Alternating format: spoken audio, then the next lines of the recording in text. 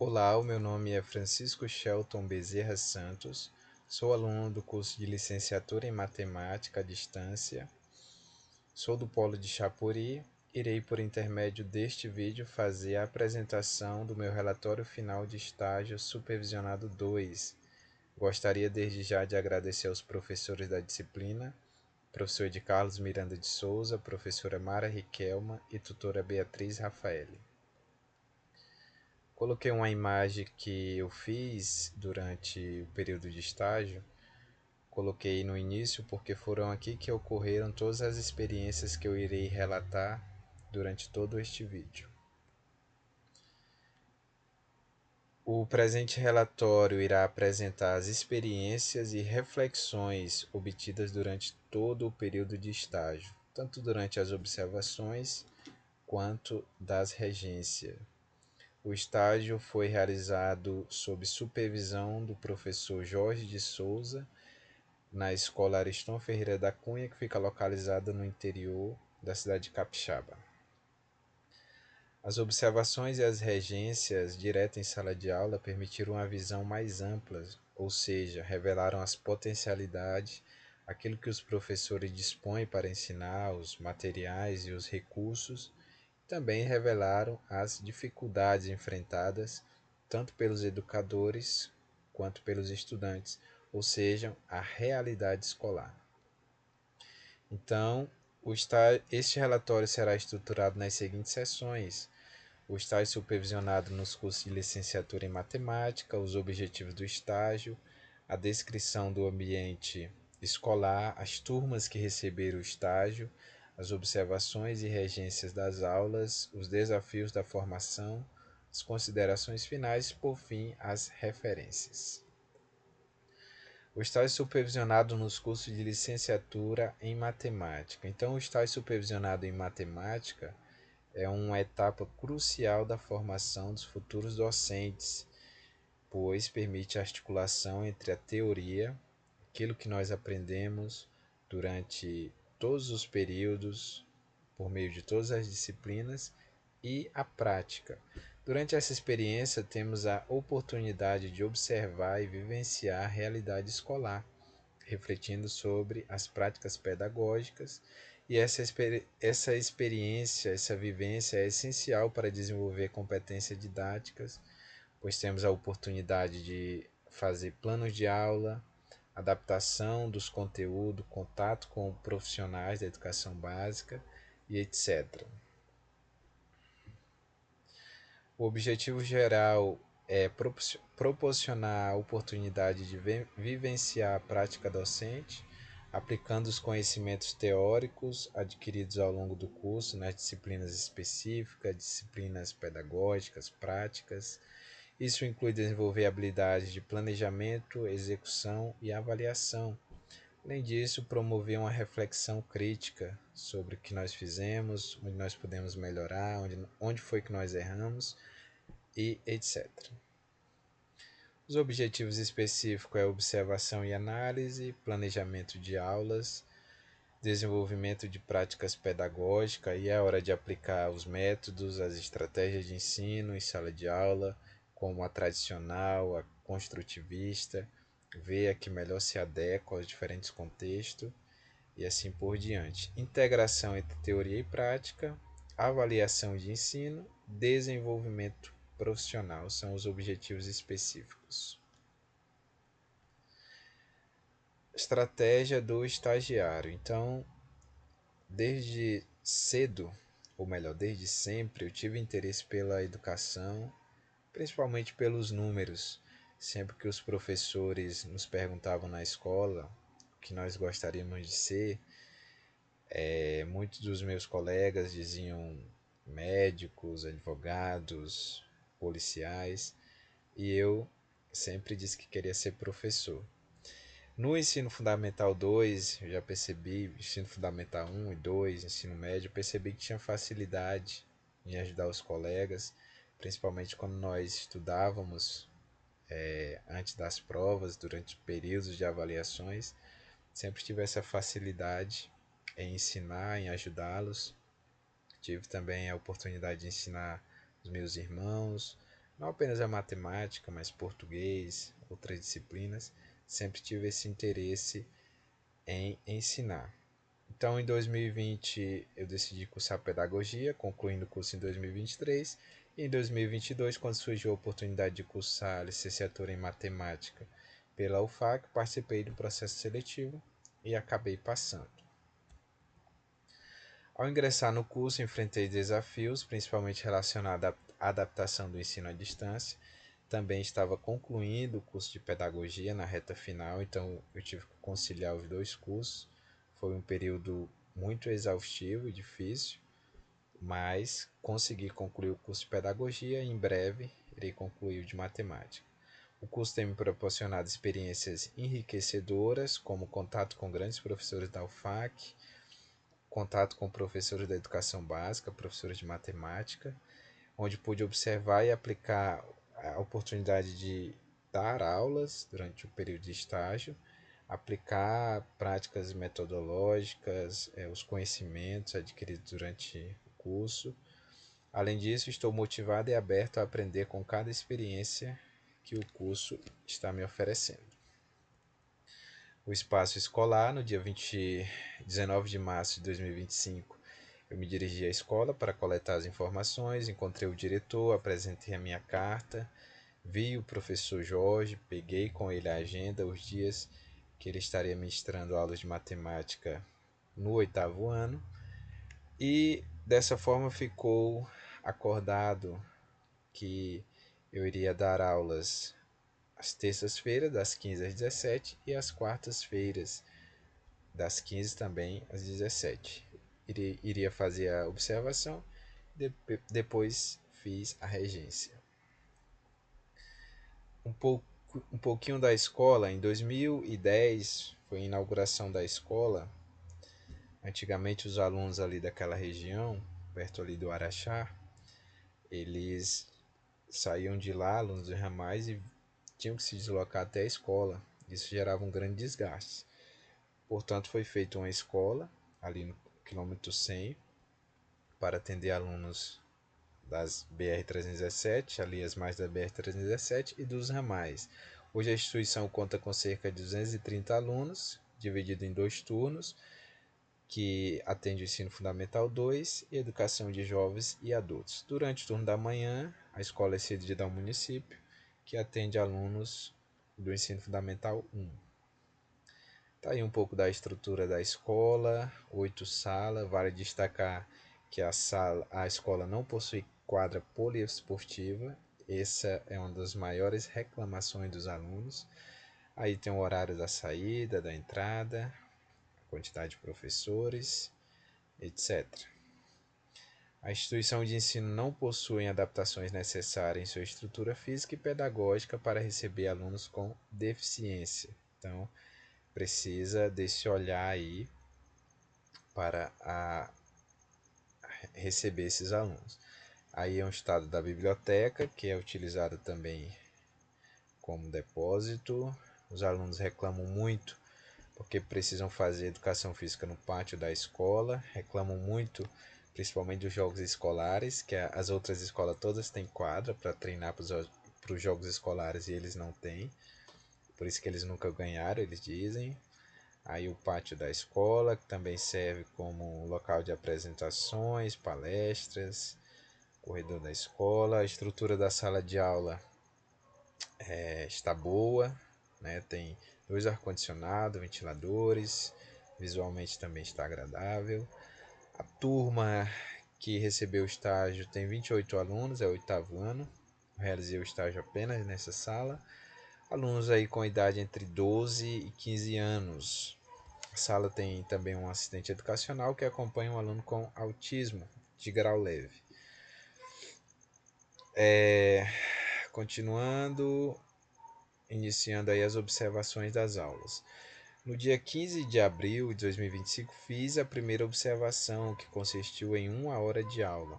Então, o professor iniciou a aula destacando as habilidades que os alunos deveriam desenvolver. O professor estava ali iniciando o 2º bimestre, então começou a abordar as expressões algébricas, Destacou que as expressões algébricas são expressões matemáticas que apresentam números, letras e operações. Os alunos precisam saber manipular todos esses elementos. A aula ocorreu de forma expositiva, com auxílio de material impresso. Apesar das dificuldades que são notórias na aprendizagem dos alunos, se mostram bastante motivados e interessados pela matemática. Pude perceber o quanto o planejamento é essencial para manter a atenção e o interesse dos alunos. Então, o professor tinha um bom planejamento quando iria iniciar, desenvolver, como iria iniciar, desenvolver e finalizar a aula. Segunda observação ainda foi no dia 15. O professor deu sequência falando sobre a substituição de letras por valores numéricos e como calcular as expressões algébricas, enfatizando também o respeito à ordem das operações, né? Potenciação, adição, multiplicação, divisão, depois adição, subtração, a ordem certinha. A terceira observação foi no dia 16 de abril. O professor abordou a simplificação de expressões algébricas, deu a definição de termos semelhantes, destacando que eles possuem a mesma parte literal, ou seja, as mesmas letras com os mesmos expoentes, deu vários exemplos no quadro para mostrar como somar ou subtrair os coeficientes desses termos, mantendo a parte literal. Sempre que possível, o professor fazia referência a assuntos anteriores, como multiplicação, divisão, regra de sinais, potenciações, porque percebe-se que esses alunos ainda apresentam dificuldades nesses conteúdos básicos e elementares da matemática. A quarta observação, o professor começou falando sobre as frações algébricas, iniciando com a definição e mostrando como elas são semelhantes às frações numéricas, mas com expressões algébricas nos numeradores e denominadores. Passou uma atividade com 10 questões, abordando o conteúdo estudado. Inicialmente fez a leitura e contextualizou aquelas que os discentes demonstraram mais dificuldades. A quinta observação, que ocorreu no dia 22 de abril, o professor iniciou fazendo a correção da atividade proposta na aula anterior, demonstrando suas resoluções no quadro. O professor buscou revisar e enfatizar principalmente os pontos que os alunos estavam demonstrando mais dificuldades para que eles não se sentissem desestimulados. A sexta regência se deu no dia 22, o professor falou sobre frações algébricas, relembrando que elas seguem princípios semelhantes às frações numéricas, mas com expressões algébricas no lugar dos números.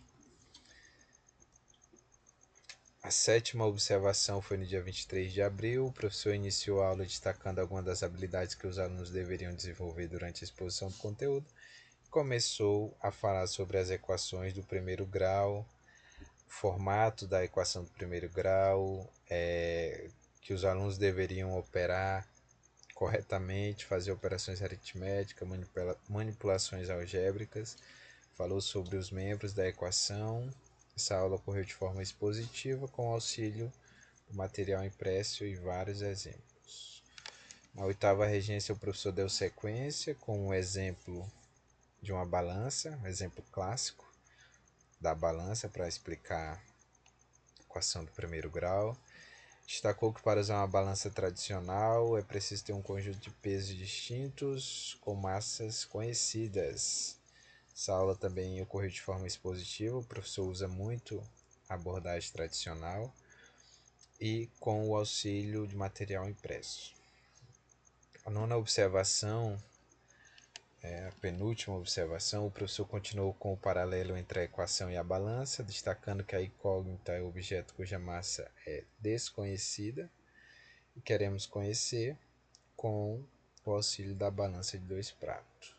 Falou que o eixo da balança representa o equilíbrio, ou seja, o sinal de igualdade, e que os valores de cada peso são os demais termos das equações. Então, assim como a balança, a equação representa uma igualdade.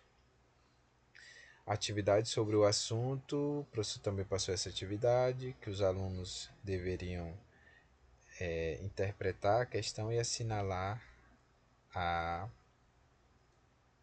equação correta, a alternativa que mostrava a equação correta do problema. Décima observação, fez a correção da atividade anterior, revisou e buscou enfatizar os pontos que a turma mais apresentou dificuldade para que os alunos conseguissem de fato assimilar o conteúdo. Dessa forma eu concluí a observação, que ocorreram durante 5 dias, 2 dias, 2 horas por dia, totalizando as 10 horas exigidas. Percebi durante a observação que o maior desafio é lidar com a diversidade, ou seja, dentro da sala de aula tem alunos em vários níveis, em vários ritmos, e o professor precisa abordar o conteúdo, trazer o conteúdo de uma forma que abranja, inclua todos esses alunos, dos mais diferentes níveis e com os mais diferentes jeitos de aprender. Então, agora eu vou falar sobre as regências das aulas. A primeira regência foi no dia 30 de abril e eu dei continuidade falando sobre as equações, só que dessa vez eu falei sobre as equações literais. A gente discutiu um pouco como resolver essas equações, que é de forma semelhante à equação normal, só que agora nós precisaríamos ter uma atenção ali também com as letras, as constantes desconhecidas. Os alunos demonstraram um pouco de desatenção, principalmente em relação aos sinais, a troca de sinais. Segundo a regência, demos continuidade sobre as equações literais, principalmente nas fórmulas. Eu usei a fórmula da área do retângulo como exemplo de outras figuras geométricas para contextualizar um pouco as equações literais. Na terceira regência aprofundamos a resolução de equações literais, especialmente aquelas que envolvem frações, e falamos sobre o conceito de equações com letras que representam constante como em fórmulas matemáticas, e já falamos um pouco também sobre o MMC, já que estávamos abordando as frações. Quarta regência, a gente já trabalhou, deu início à resolução de equações fracionárias, um passo importante para a gente aprofundar o conceito de equação. A gente começou falando sobre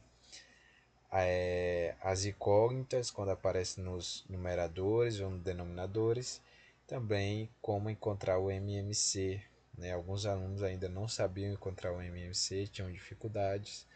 Nós aprendemos. Reforcei a importância de manter o equilíbrio na equação, ou seja, tudo que eu fizer de um lado, preciso fazer de outro, igual na balança. Se eu tiro um peso do lado da balança, a balança vai entrar em desequilíbrio.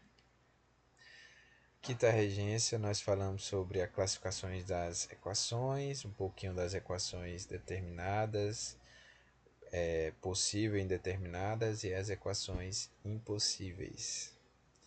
Na sexta regência falamos sobre a resolução de problemas envolvendo equações de primeiro grau, como interpretar problema, retirar os dados para resolver as equações. Sétima regência. No período de regência nós falamos basicamente sobre as equações, as inequações e os sistemas de equações de primeiro grau. Então na sétima regência nós já começamos a falar sobre as inequações, sobre os sinais, falamos também sobre as semelhanças e diferenças das equações de primeiro grau e assim por diante. Na oitava regência relembramos as semelhanças e diferenças entre as equações, falei sobre as expressões algébricas e a busca por valores de uma incógnita e que os procedimentos de resolução são parecidos. A diferença está ali basicamente nos símbolos e que na equação basicamente eu tenho um número que eu estou atrás e na equação eu tenho um intervalo. Nona regência, A gente falou sobre a resolução de inequações, como resolver inequações de primeiro grau, reforçando os passos básicos. Mostrei que é preciso, semelhantemente como na equação de primeiro grau, isolar a incógnita aplicando operações inversas, como soma, subtração, multiplicação e divisão, etc. Isolar a incógnita. Trabalhando um exemplo simples, está aqui um dos exemplos que nós trabalhamos. A 10ª regência, nós já trabalhamos com a tradução dos enunciados de problemas para inequação e a representação de soluções como intervalos numéricos. Então, nas inequações, a gente busca um intervalo que vai satisfazer as inequações. Também vimos sobre os sistemas de inequações. Na 11ª regência, nós relembramos os conteúdos vistos, as equações, verificação de soluções, interpretações de inequações, representações de intervalos e etc. 12ª regência, nós já começamos falando sobre sistema de equação, que é quando eu tenho duas ou mais equações com duas incógnitas, preciso encontrar um par de valores aí que satisfaçam as duas ou mais equações ao mesmo tempo. 13ª regência, abordamos o método de substituição. O professor, inclusive, mandou enfatizar mais esse método do que o método de adição. 14ª regência, nós falamos sobre o método da adição. E na 15ª regência, nós trabalhamos a resolução de exercícios contextualizados envolvendo sistema de equação do primeiro grau. Aí os alunos podiam escolher se iriam resolver pelo método da substituição ou adição. Às vezes é mais fácil usar o da adição, quando a equação, o sistema é mais simples, né? Às vezes é preciso usar o da substituição. A aula foi produtiva, com boa participação e desenvolvimento de raciocínio lógico. Então, os desafios. Concluí que um dos maiores desafios dos docentes é lidar com a diversidade da sala de aula, ou seja, com os diferentes ritmos, a fim de garantir que todos os estudantes tenham acesso iguais, equitativo à aprendizagem. Além disso, outro desafio é a defasagem de aprendizagem. Os alunos às vezes chegam em uma série sem terem os conhecimentos necessários para estarem ali. E isso dificulta a aprendizagem de conteúdos novos. Considerações finais, destaco que o estágio supervisionado foi uma experiência indispensável. Então, uma coisa seria eu futuramente dar aula sem ter passado pelo estágio supervisionado. Outra coisa será totalmente diferente a minha experiência passando pelo estágio supervisionado. Muito além de uma formalidade ou requisito acadêmico, foi uma oportunidade para pôr em prática os conhecimentos matemáticos, conhecimentos específicos, pedagógicos, práticos, as metodologias, etc.